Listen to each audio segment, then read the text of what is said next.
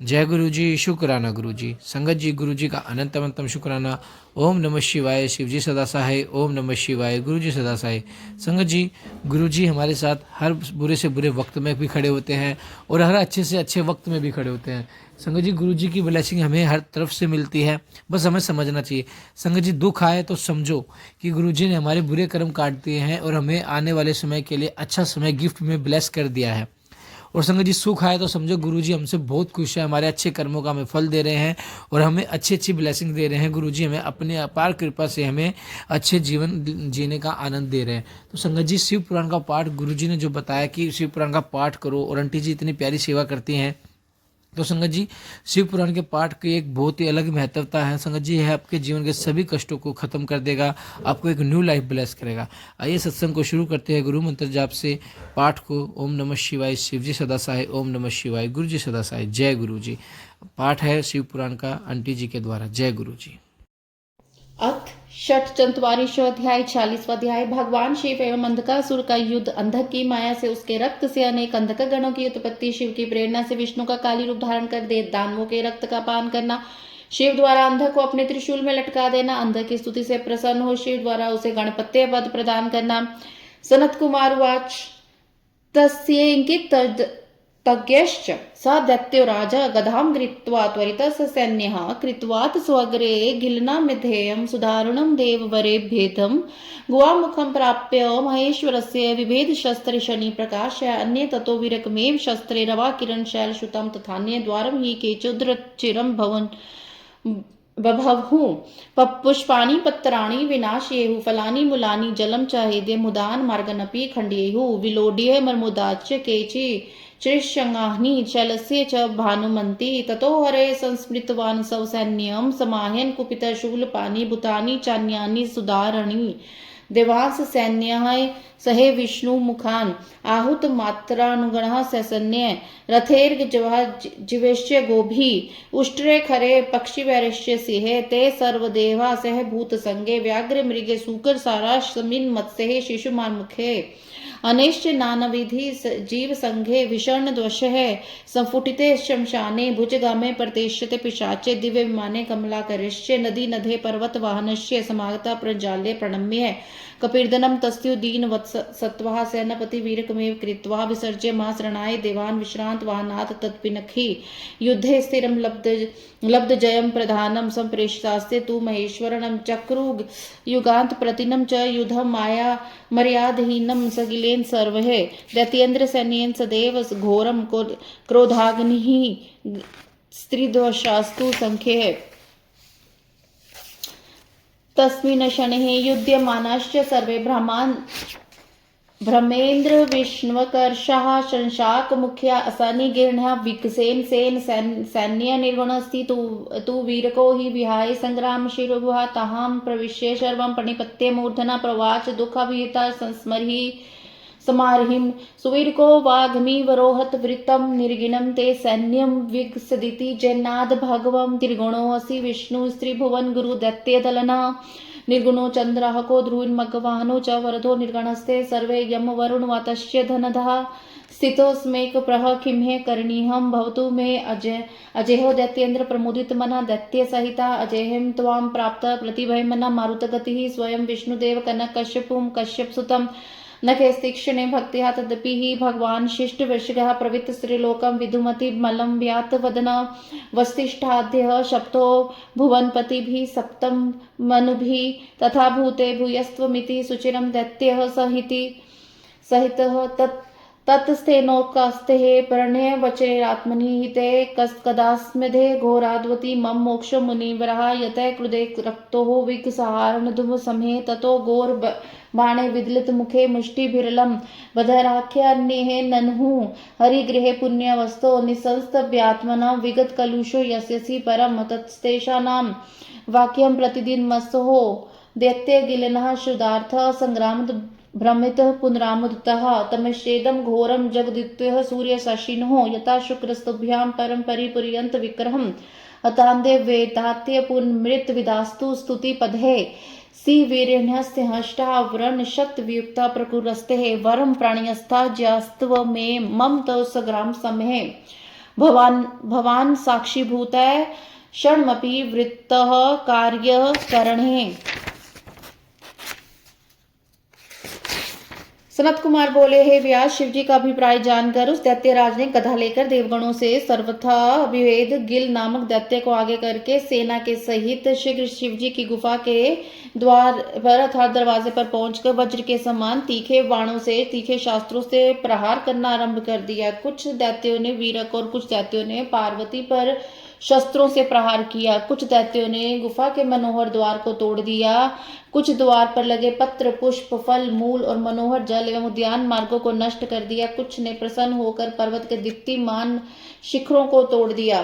तदंतर त्रिशूलधारी शिवजी ने कुपित होकर अपनी सेना का, दारुण भूतगणों का तथा सैन्य सहित विष्णु आदि देवगणों का स्मरण किया। शिवजी के स्मरण करते ही रथ, गज, घोड़े, बैल, गाय, ऊंट, गधे, पक्षीगण, सिंह, व्याघ्र, मृग, सूकर, सारस, मीन, मत्स्य, शिशुमार, सर्प, सैकड़ों प्रेत, पिशाच, दिव्य विमान, तालाब, नदी, नद, पर्वत, वाहन एवं अन्य जीव के बाद समस्त देवता उपस्थित हो गए और हाथ जोड़कर शिव जी को प्रणाम करके निर्भय होकर स्थित हो गए। उनके अनंतर शिव जी ने वीर को सेनापति बनाकर थके वाहन वाले उन देवताओं एवं युद्ध में निश्चित विजय प्राप्त करने वाले प्रधान वीरों को भेजा। महेश्वर के द्वारा भेजे गए उन सभी देवगणों ने गिल सहित दैत्यराज की सेना के साथ निरंतर प्रलय काल के समान मर्यादा इन घन घोर युद्ध किया। तब विगस ने युद्ध करते हुए उन ब्रह्मा, विष्णु, सूर्य तथा चंद्रमा आदि समस्त देवों को क्रोध पूर्वक निगल लिया। इस प्रकार विगस के द्वारा अपनी समस्त सेना के निगल लिए जाने पर केवल वीरक रह गया। तब संग्राम भूमि को छोड़कर उस गुफा में प्रवेश करके सिर झुकाकर काम शत्रु शिव जी को प्रणाम करके वक्ताओं में श्रेष्ठ वह वीरक दुखी होकर उनसे सारा वृतांत कहने लगा। हे भगवान, विगस दैत्य ने आपकी सारी सेना निगल ली है।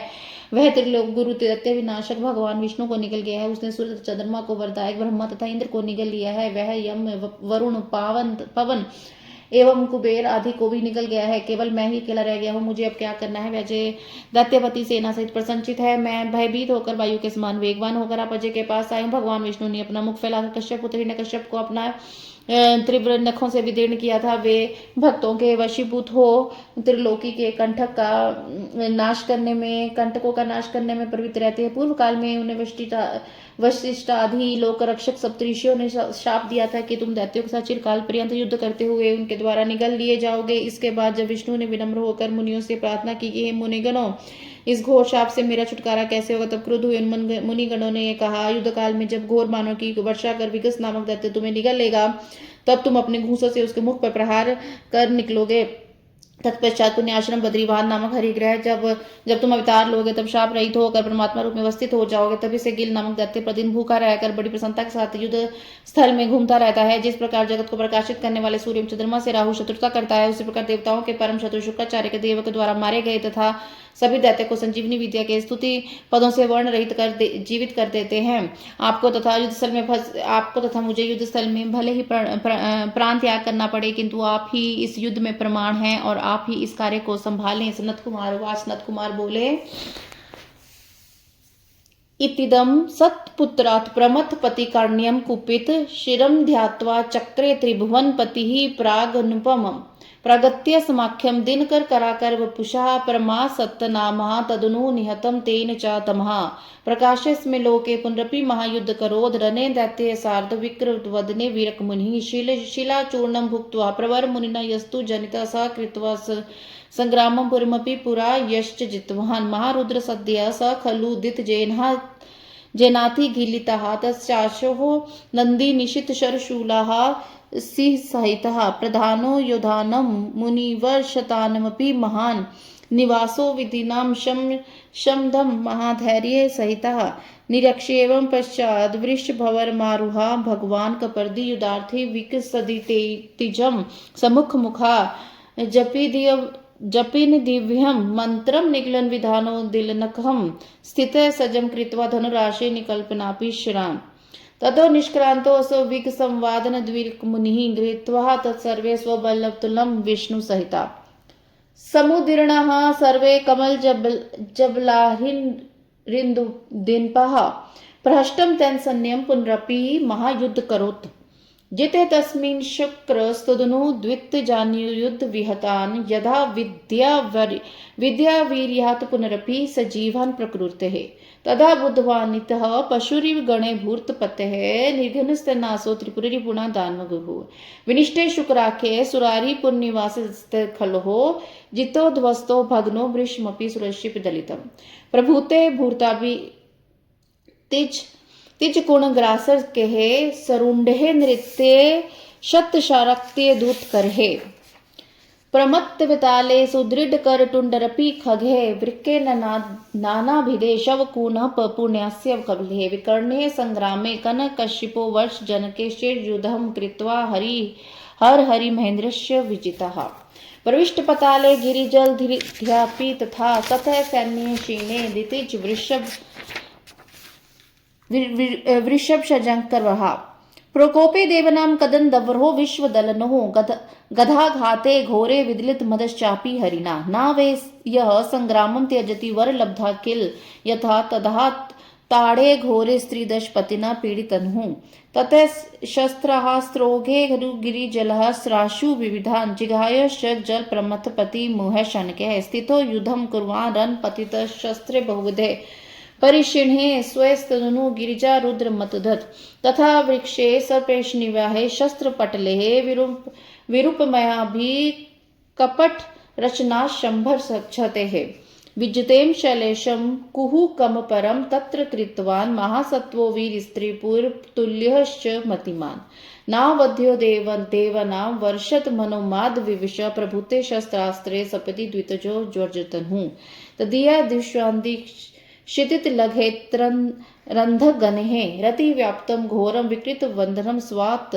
सदृशम ददत कल्पांतः ग्रीपत प्रीतम भूषा भूतपतिनः त्रिशूले नोधिन स्त्री परिपूर्णः दारुतरम यथा सैन्यात्यसनम पशुपति यदा दन्यद भवद व्रणोत्यर्युष्णेः पिशित निश्चय बिंदु बिरलम तथा विष्णु योगात प्रथम पति मुह मतिमान चकरोघम रूपम विकृत विधनम स्त्रीनेन मज्जितम करालम सशुष्कम बहुजल लता क्रांत कुपितो विनिष्क्रांत है कर्णादण शीर्षि शंभोष भगवान रणस्था सा देवी चरण युगला लंग कृतमही स्तुता देवे सर्वे तदनु भगवान प्रेरित मति शुदार्था तेन सैन्यहम द्वितीज निस्त्रथम तच्च रुधिरम पपो सात्युष्णम तदरन शिरसि श्रिकम दलम।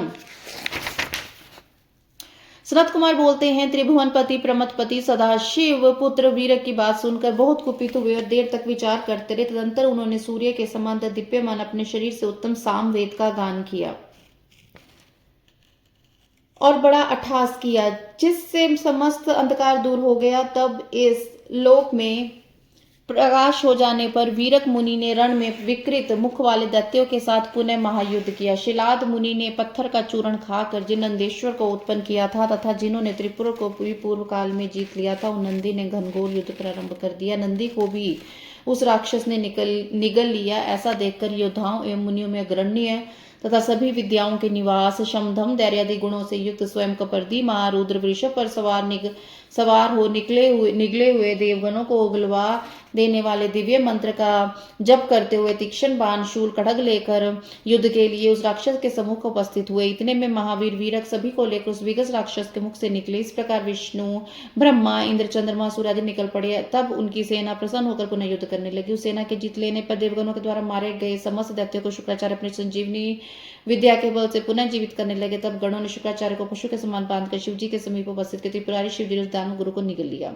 इस प्रकार शुक्राचार्य के विनिष्ट हो जाने पर देवताओं ने सारी दैत्य सेना को जीत लिया, विध्वस्त कर दिया और पूर्ण रूप से कुचल डाला। उसी समय दैत्यों के शरीर को उत्साहपूर्वक खाने वाले भूतगणों एवं तीक्ष्ण बाणों शक्ति हाथ में लिए हुए नाचते हुए सिर कटे दैत्यों के धड़ों से सारी रणभूमि व्याप्त हो गई। ब्रह्मथ वेतालों अत्यंत दृढ़ चोंच एवं पंजे वाले पक्षियों एवं नाना प्रकार के भेड़ियों ने मरे हुए राक्षसों के मांस को अपने मुख में रखकर आनंद से भक्षण करना प्रारंभ कर दिया। इस प्रकार हिरण्यकश्यप के वंश में उत्पन्न हुए दैत्यराज चिरकाल पर्यंत युद्ध करके विष्णु महेंद्र शिव से जीत लिया गया।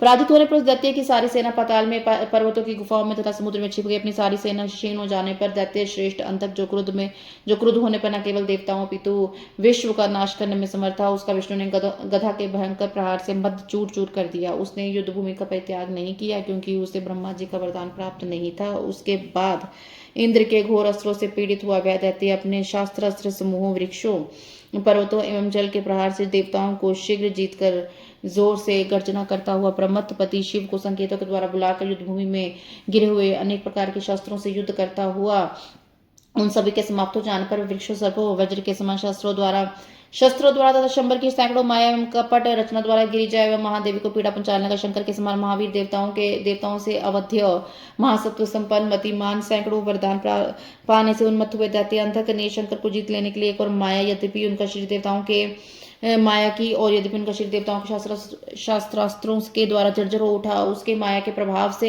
उसे गिरे हुए रक्त बिंदुओं से अनेक विकृत वदन अंधकन रणभूमि में व्याप्त हो गए। तब प्रलयकालीन अग्नि के समान शरीर धारण करने वाले त्रिपुर शिव ने अपने त्रिशूल से उन दैत्यों का भेदन प्रारंभ कर दिया। इस प्रकार शिव जी के त्रिशूल के प्रहार से आघात से मांस विदीर्ण होने के कारण प्रवाहित रक्त बिंदुओं से अनेक अंधक उत्पन्न हो गए। तब महाबुद्धिमान विष्णु ने शंकर जी को बुलाकर योग द्वारा अत्यंत विकृत मुख वाला उग्र अजय कराल तथा अत्यंत शुष्क स्त्री का रूप धारण कर लिया। अनेक भुजाओं से युक्त वह कुपित भगवान विष्णु तथा युद्ध स्थल में शंकर जी के कान से प्रकट हुए। युद्ध भूमि में उत्पन्न हुई वे देवी अपने युगल चरणों से पृथ्वी को शोभित करने लगी, सभी देवगण की स्तुति करने लगे। उसके बाद शंकर जी की प्रेरणा से शुदा से व्याकुल वे देवी मांस की कीच से युक्त उस रणभूमि में दैत्यपति के शरीर से निकले हुए उष्ण रुधिर का पान करने लगी। तत्वस्तिको हो दैत्यस्तदपि ये युदे शुष्क रुधिरः तलाघाते हे घोषनिः सदृश्य जाह्नु चरणः नखे वज्रकारे मुख भुज शिरोभिश्च गिरीशम स्मरण शात्रम धर्मम स्वकुल विहितम शाश्वतम अजम रणे शांतः पश्चात प्रमथपतिना भिन्न हृदय स्त्रीशूले संप्रोतो नभसि विदृते स्थानो सदृश अद्ध शुष्क स्तपन किरणे जीर्ण आत्मानः जल सारे मेघे पवन सहिता कलिदित वपुः विशीर्ण मस्ति मंगवाशो स्तुनि नश कालः कलाकार शकल स्थान भूतः प्रणात भी न जहो दैत्य वृषभः तदा तुष्टः शंभुः परम करुणा वारी धीरसो त्वदो तस्मे प्रीत्या गणपति पदम तेन वनुतः ततो युधास्यन्ते भुवनपते सार्थ्य रमणे स्तवे नाना भेदे प्रमथपतिश्चर्य विधिवत हरि ब्रह्मादास्ते परमानुत भी तुष्ट वरलम नत स्कंदा प्रीताः जय जय गिरम प्रोच्य सुखिताः हरस्तस्ते साधर्म गिरिवर्गुहां प्रमुदताः विसृज्य कान्शान विविध बलिना पूज्य सुनगान चक्राघ्यम क्रीडां गिरिवीर सुतां प्राप्य मुदितम तथा पुत्रम घोर द्विग स्वधनान मुक्त मनघम। इस प्रकार रक्त के सूख जाने पर वह दैत्य अकेला होने पर अपने कुल क्रमागत सनातन शास्त्र धर्म का स्मरण करता हुआ अपने वज्र के समान घूसों जानू चरणों नखों भुजाओं तथा सिर के द्वारा शंकर से युद्ध करता रहा। इस प्रकार युद्ध करता वह रण में शांत हो गया। बाद में क्रुद्ध हुए शिव जी ने अपने त्रिशूल से उसका हृदय विदीर्ण किया और स्थानों के समान उसके ठूंठ शरीर को त्रिशूल पर टांग कर आकाश में उठा लिया। उनका सारा शरीर सूर्य के ताप से सूखने लगा। पवन प्रेत जल पूर्ण बादलों से उसी के शरीर को गीला कर दिया और उसका सारा शरीर जीर्ण शीर्ण हो गया।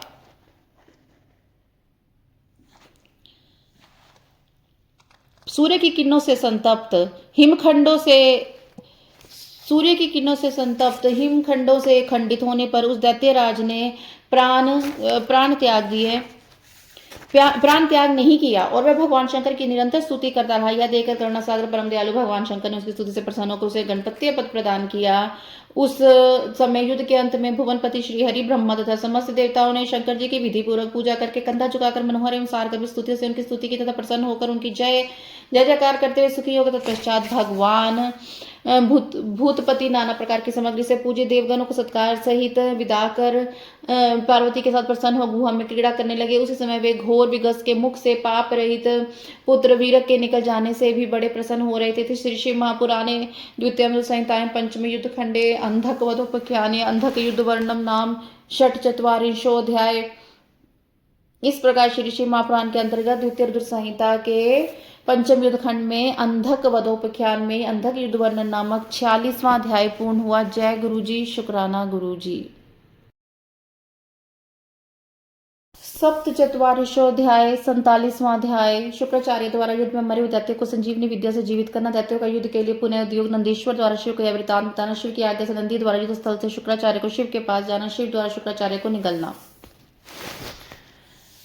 व्यासुवाच तस्मिन् महति संग्रामे दारुणे लोमहर्षणे शुक्रो दैत्यपति विधान भक्षिष स्त्री पुराणिनः इति श्रुतं समासन्मेह तत्पुन ब्रूहि विस्तारात् किं चकार महायोगी जठरस्थ पिनाकिनः नाददः कथं शम्भो शुक्रं जठारनला कल्पान्त दहन कालो दीप्त तेजस भार्गवः विनिष्क्रान्तः कथं धीमान् शम्भो जठर प्रजरान्त कथ्य मार्धमास्यः कियत्कालं स भार्गवः कथं च लब्धवान् विद्यां तां मृत्युशमनीं परां का सा विद्या परा तात यया मृत्यु वार्यते लभेन्दघो अंधकोः गाणपत्यहम कथं शूलाधिनिर्गता देवस्य वे शंभो मुनि लीला विहारिणः एतत्सर्वमिषेण महाधीमेन कृपा कुरुः शिवलीलामृतं तात शृण्वत् कथस्यवमेव इति तस्य वचः ब्रह्मोवाच इति तस्य वचः श्रुत्वा व्यासमे तेजसः सनत्कुमार प्रवोच समृत्वा शिवपद्धा अम्बुजम्। सनत्कुमार उवाच शृणु व्यास महाबुद्धे शिवलीला अमृतं परम ध्यानस्थं शैवमुखोऽसि ममानन्दकरं स्वतः प्रवर्तमाने समरे शङ्करान्धकयोस्त्यः अनभिर्द पविवयुः गिरिव्यूहधिना यथ्यो पुराजयो बभूवपि दैत्यं बलविशालिनं शिवप्रभाद भवत् परमात्मना मुने जयम् दशुत्वा सुविदर्शनो हि मा दैत्योऽन्धकासुरा कथं स्यान्मे ज इति विचारण परो भवत् अपसृत्य ततो युद्धान्धकः पुरी परबुद्धिमानः धृतमध्यमगीरः एकला शुक्रसन्निधितं प्रणम्य स्वगुरुं काव्यवरुह रथाश्च स भवावशेदं विचार्यत संजालिनितं वृत्तम्। व्यास जी बोले उस भयानक तथा रोमांच उत्पन्न कर देने वाले महायुद्ध में भगवान सदाशिव ने विद्वान दैत्याचार्य शुक्र को निगल लिया। यह बात मैंने संक्षेप में सुनी, अब आप इससे विस्तार से कहिए कि भगवान शिव जी के उदर में स्थित महायोगी शुक्राचार्य ने क्या किया। शिव जी की प्रलय का नगरी के समान जठराग्नि से उन शुक्र को नहीं जलाया क्यों नहीं। काल रूप बुद्धिमान तथा तेजस्वी शुक्राचार्य किस प्रकार शिव जी के जठर पंजर से बाहर निकले। उन शुक्र ने किस लिए तथा कितने समय तक आराधना की। उन्होंने मृत्यु का शमन करने वाली उस परा विद्या को कैसे प्राप्त किया। हे तात वह कौन सी विद्या है जिससे मृत्यु का निवारण हो जाता। देवलीला विहारी भगवान शंकर के त्रिशूल से छुटकारा पाए हुए अंधक ने किस प्रकार गणपति वध प्राप्त किया। हे परम बुद्धिमान तात कृपा कीजिए और शिव लीलामृत का पान करने वाले मुझको यह सब विशेष रूप से बताइए। ब्रह्मा जी बोलते हैं, तात अमित तेजस्वी व्यास जी के वचन को सुनकर शिव जी के चरण कमल का स्मरण करते हुए सनत कुमार जी कहने लगे। सनत कुमार जी बोलते हैं, हे महाबुद्धिमान व्यास, आप मुझसे शिव लीला अमृत का श्रवण कीजिए। आप धन्य हैं शिव जी के परम भक्त और विशेषकर मुझे जो बहुत आनंद देने वाले, जिसमें अत्यंत दुर्भेद वज्र समूह के अधिपति भगवान शंकर एवं गिरिव्यूह के अधिपति अंधक में घनघोर युद्ध छिड़ा हुआ था। उस समय सर्वप्रथम बलशाली दैत्यों की विजय हुई। हे मुने, उसके बाद शिव जी के प्रभाव से परमथ घनों की विजय हुई। यह सुनकर महान दैत्य अंधकासुर अत्यंत दुखित हुआ। यह विचार करने लगा कि मेरी विजय किस प्रकार होगी। इसके बाद परम बुद्धिमान महावीर वह अंधक संग्राम छोड़कर शीघ्र अकेले शुक्राचार्य के पास गया। परम नीतिज्ञ वह अंधक रथ से उतरकर अपने गुरु शुक्राचार्य को प्रणाम करके हाथ जोड़कर विचार करके उनसे यह कहने लगा। अंधक उवाच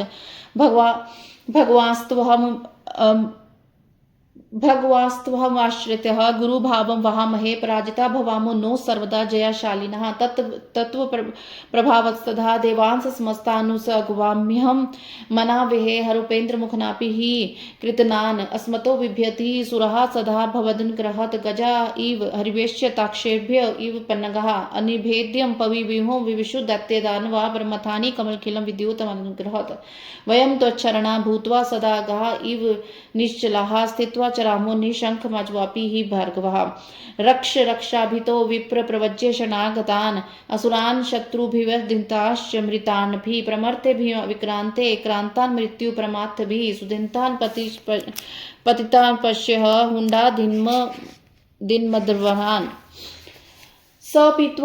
पीत्वा कर्णधूमो वै सहस्रं शरदं पुरः त्वया प्राप्ता वरा विद्या तस्य काल्योम आगतः अद्य विद्याफलं तथे सर्वे पश्यन्तु भार्गवः प्रमथा असुरान् सर्वान् कृपा जीवयिष्यति। सनत कुमार उवाच इत्येतत् अन्धकं वाक्यं सुश्रुत्वा धीरो हि भार्गवः तथा विचार्यमासः दुहिमेन मानेन चेतसा किं कर्तव्यं मायाधपि क्षेमं मे सयात कथम त्विति सन्निपात विधि जीवम सर्वथानुचितम अहम विध्यम शंकर प्राप्ता तदगान प्रति योज्य है तदन्य मदित द्वेरे प्रमथे शंकरानुराग है शनागत धर्मोत प्रवर सर्वथो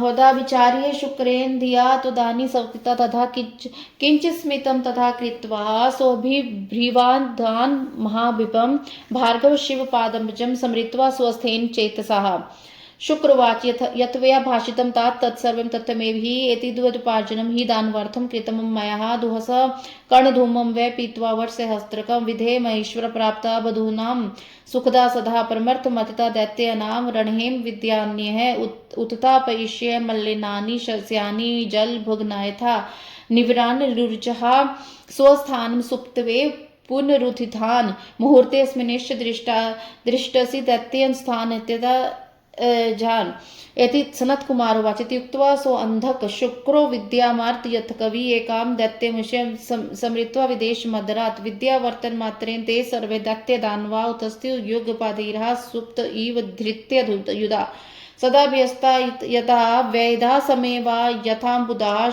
श्रद्धयार्थस्तथा दत्तः ब्राह्मणेभ्यो यथापधि उजीविस्तांस्तुः तदान दृष्ट्वा हुंदादिश्य महासुरान् विनादसुराः सर्वे जलपूर्णा इवाम्बुधः रणोदता पुनाश्च सज्जरन्तो विकटरान् रवान् प्रमथे स निर्भिता महाबल प्रक्रमः शुक्रेणुः जजीविता दृष्ट्वा प्रमथा दैत्यदवान् विश्वस्मरे तथा सर्वे नन्दाध्य युद्ध दुर्मदः विज्ञाप्यमेवं कर्म तद्वेषे शंकर अखिलं विचार्य बुद्धिमतंश्च होवम् तैन्यो ब्रुवन् आश्चर्य रूपे प्रमिथ शवराणं तस्मिंस्तथा विरताति युद्ध यज्ञ मृषतो भार्गव कर्म दृष्ट्वा शिलाद पुत्रोभ्यं मन्महेशं जयति चोक्त्वा जय योनिमुग्रे मुवाच नन्दी कनकावतं गणेशराम रनकार्य करम देव देवस्य चन्द्रापि दुष्करम यत् त्वदार्घ विन्याद कृतं वृता न संजीवनास्थन्ये मृतान्विपिशान्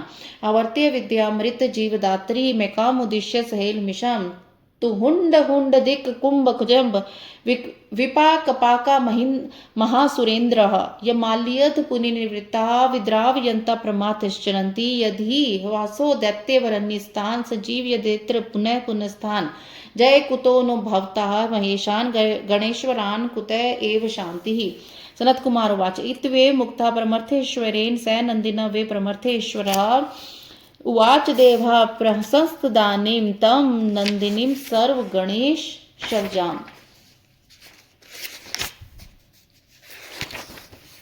अंधक बोला हे भगवान, हम लोग आपका आश्रय लेकर आपको गुरु मानते हैं, सर्वथा विजय प्राप्त करने वाले हम लोग आप आज पराजित हो रहे हैं। हे देव, आपके प्रभाव से हम लोग सदैव शंकर विष्णु आदि देवताओं को तथा अनेक अनुचरों को शूद्र तृण के समान समझते हैं और आपके अनुग्रह से सभी देवता हमसे उसी प्रकार डरे रहते हैं जैसे सिंहों से हाथी और गरुड़ों से सर्प डरते हों।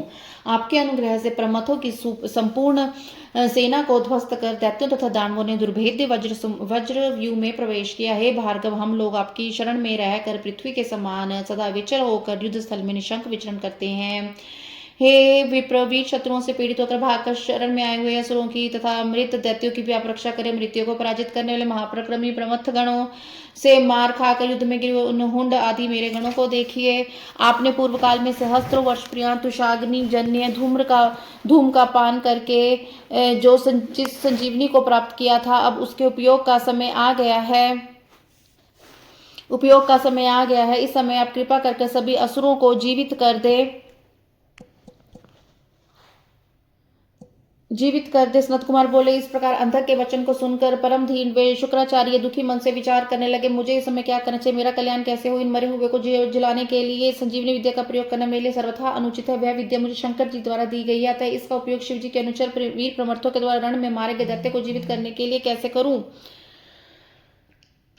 किंतु शरण में आए हुए की रक्षा करना सर्वोपरि धर्म है। तब हृदय तथा बुद्धि से विचार कर शुक्राचार्य ने उनकी बात अंगीकार कर ली। इसके बाद शिव जी के चरण कमलों का स्मरण करके कुछ न कुछ हंसकर स्वस्थित होकर शुक्राचार्य ने दैत्यराज से कहा। शुक्राचार्य बोले, हे तात, आपने जो कहा है वह सब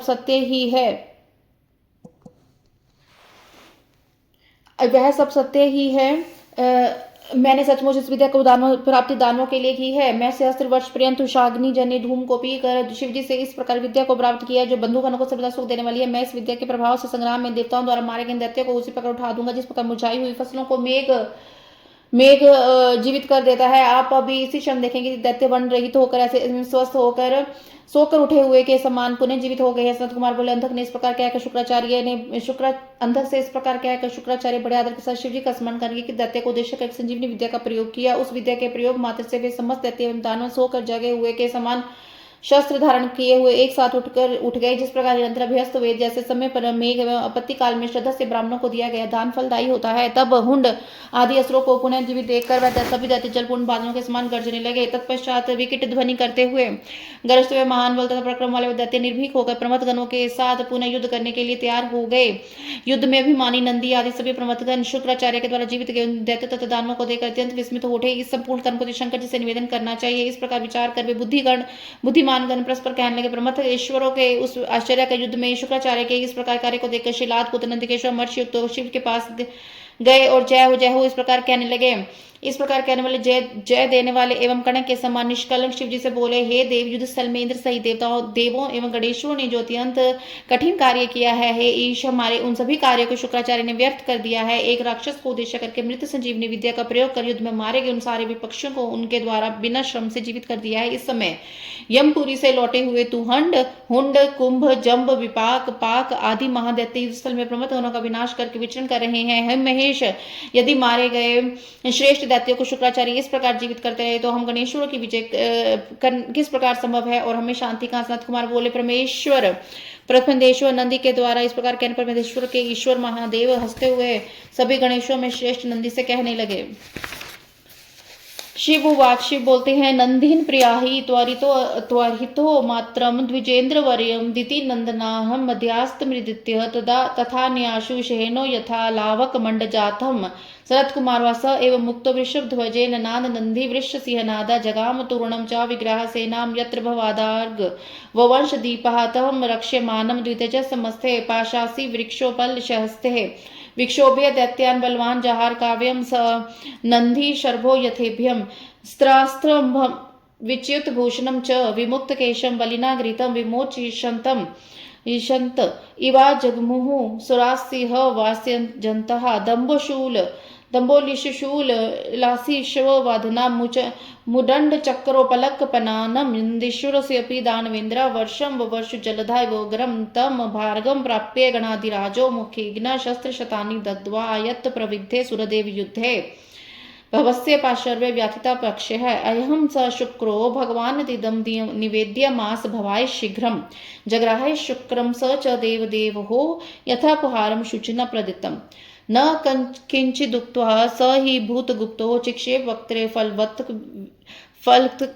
फलवत्कृविदम हाहार वस्ते सुर समस्ते रुचि विमुक्तो हहेति भूरे। शिव जी बोले, हे नंदी, तुम इसी क्षण शीघ्रता से जाओ और दैत्यों के मध्य से शुक्राचार्य को इस प्रकार पकड़ कर ले आओ जिस प्रकार बाज लवा पक्षी के बच्चे को पकड़ लाता है।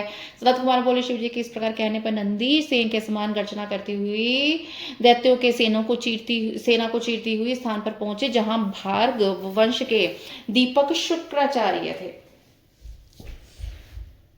बड़े बड़े दैत्य पाश, खड़ग, वृक्ष, पाषाण, पर्वत आदि शास्त्र हाथ में लिए हुए उनकी रक्षा कर रहे थे। बलवान नंदीश्वर ने दैत्य को विशुद्ध शुक्राचार्य को इस पर पकड़ लिया जिस प्रकार शर्व हाथी को पकड़ लेता है। तब ढीले वस्त्रों वाले बिखरे केशों तथा गिरते हुए भूषणों वाले शुक्राचार्य को छुड़ाने के लिए उनका अनेक राक्षस सेनाद करते उनके पीछे दौड़े। दैत्य नंदीश्वर मेघ के समान वज्र, शूल, तलवार, परशु, तीक्ष्ण चक्र, पाषाण एवं कंपन आदि नाना प्रकार के शस्त्रों की घोर वर्षा करने लगे। गणाधिराज नंदीश्वर उन सभी शास्त्रों को अपने मुख की अग्नि से भस्म करके उस महाभयानक युद्ध स्थल में शत्रु पक्ष को पीड़ित करके शुक्राचार्य को लेकर शिवजी के पास चले गए। शिवजी से कहने लगे, हे भगवान, यह वही शुक्र है। तब देवदेव शिवजी ने देवगणों के लिए अग्नि के द्वारा की गई आहुति के समान शुक्राचार्य को ग्रहण किया। प्राणी की रक्षा करने वाले उन सदाशिव ने बिना कुछ बोले शुक्राचार्य को फल के समान अपने मुख में रख लिया जिससे वे समस्त असुर ऊंचे स्वर में महान हाहाकार करने लगे। इति श्री श्री महापुराण द्वितीय संहिताएं पंचम युद्ध खंडे अंत के युद्धे शुक्र निर्घृण वर्णनम नाम सप्तचत्वारिशोऽध्याय। इस प्रकार श्री श्री महापुराण के अंतर्गत द्वितीय रुद्र संहिता के पंचम युद्ध खंड में अंधक युद्ध उपाख्यान में शुक्र निर्घृण वर्णन नामक 47वां अध्याय पूर्ण हुआ। जय गुरु जी, शुक्राना गुरु जी महाराज। अथाश्चत्वारिशोऽध्याय 48वां अध्याय शुक्राचार्य की अनुपस्थिति से अंधका आदि दैत्यों का दुखी होना, शिव के उदय में शुक्राचार्य का सभी लोगों तथा अंधकासुर के युद्ध को देखना और फिर शिव के शुक्र रूप में बाहर निकलना, शिव पार्वती का उन्हें पुत्र रूप में स्वीकार कर विदा करना। व्यासुवाच शुक्रे निर्गणे रुद्रेण किम काश्च दानवा अंधकेश महावीरा वदम तत्व महामुनि। सनत कुमार उवाच काव्ये निर्गेण गिरिजेश्वरेण दैत्ये जया ऋषभुवा हस्ते विमुक्ता इव वारिणेन्द्राः श्रृंगे विहीर्णा इव गोवृषा शिरो विहीर्णा इव देहसंगा द्विजा यथा चाद्ययनेन हिना निर्धुतमा सत्वगुणा यथा द्वे यथोधमा भाग्य विविधस्य पत्यविनश्य यथैव योषा यथा विपिक्षा खलु पक्षिणोगा आयुष्यम हिनानि यथैव पुण्ये वृत्ति विहानानि यथा श्रुतानि विना यथा वैभव शक्तिमेकां भवन्ति हीनः स्वफले क्रिययोगः यथा विशुरा खलु क्षत्रिया सत्यं विना धर्मगणो यथैव नन्दिता च वते शुक्रे गिलिते च विषादिना विषादमग्मे दैत्य यथान्मरणोत्सवः। व्यास जी बोले, हे महामुनि, रुद्र के द्वारा शुक्राचार्य के निगल लिए जाने पर महावीर नंदक दैत्यों ने क्या किया, आप उससे कहिए। सनत कुमार बोले, शिव जी के द्वारा शुक्राचार्य के निकल जाने पर दैत्य उसी प्रकार विजय की आशा से रहित हो गए जैसे सूंड से रहित हाथी, सिंह से रहित वृषभ, सिरवहीन देह समुदाय, अध्ययन से हीन द्विज, उधम रहित सामर्थ्यशाली, भाग्य से रहित उधम, पतिवहीन स्त्री, पंख से रहित पक्षी, पुण्य रहित आयु, व्रत विहीन शास्त्र ज्ञान, शूरता से रहित क्षत्रिय, सत्य से रहित धर्म और एकमात्र वैभव शक्ति के बिना समस्त क्रियाएं अपने फलों से रहित हो जाती हैं। नंदी के द्वारा शुक्राचार्य के हरण लिए जाने पर एवं शिव जी के द्वारा निगल लिए जाने पर युद्ध के लिए पतनशील होते हुए सभी दैत्य दुख को प्राप्त हुए। तान विक्षय विगत अंधकः प्रत्यभाषिता दैत्य अस्तु हुंड हुंड दिन्हा महाधीर प्रक्रमा। उन्हें उत्साह देख कर महान धैर्य तथा पराक्रम से युक्त अंधक ने हुंड तहुंड आदि दैत्यों से इस प्रकार कहा। अंधक उवाच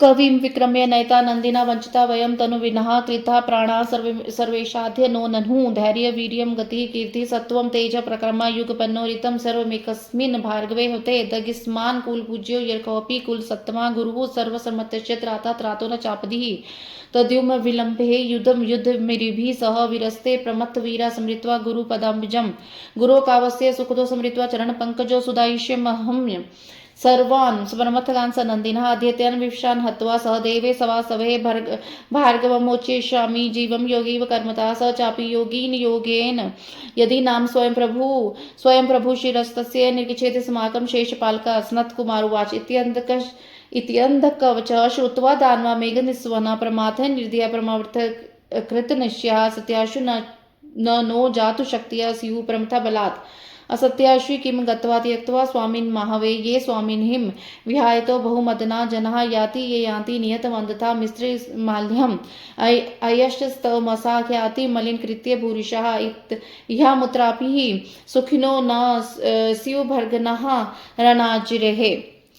अंधक बोला, अपने पराक्रम से शुक्राचार्य को पकड़ कर ले जाते उस नंदी ने हम लोगों को धोखा दिया है। उसने निश्चय ही हम लोगों को बिना प्राण के कर दिया है। केवल शुक्राचार्य के हरण के लिए जाने से हम लोगों का धैर्य, ओज, कीर्ति, बल, तेज, पराक्रम एक साथ ही नष्ट हो गया। हम लोगों को अधिकार है जो कि हम कुल पूज्य परम कुलीन सर्वसमर्थ रक्षक एवं गुरु की इस आपत्ति में रक्षा न कर सके। अतः तुम सब वीर गुरु के चरणों का स्मरण करके बिना विलंब किए वीर शत्रु प्रमथ गणों के साथ युद्ध करो। गुरु शुक्राचार्य के सुखद चरण कमलों का स्मरण कर मैं नंदी सहित सभी प्रमथ गणों को नष्ट कर दूंगा। आज मैं इंद्र सहित देवताओं के साथ इन प्रमथ गणों को मार कर निवेश कर शुक्राचार्य को इस प्रकार छुड़ाऊंगा जिस प्रकार योगी कर्म से जीव को छुड़ा देता है।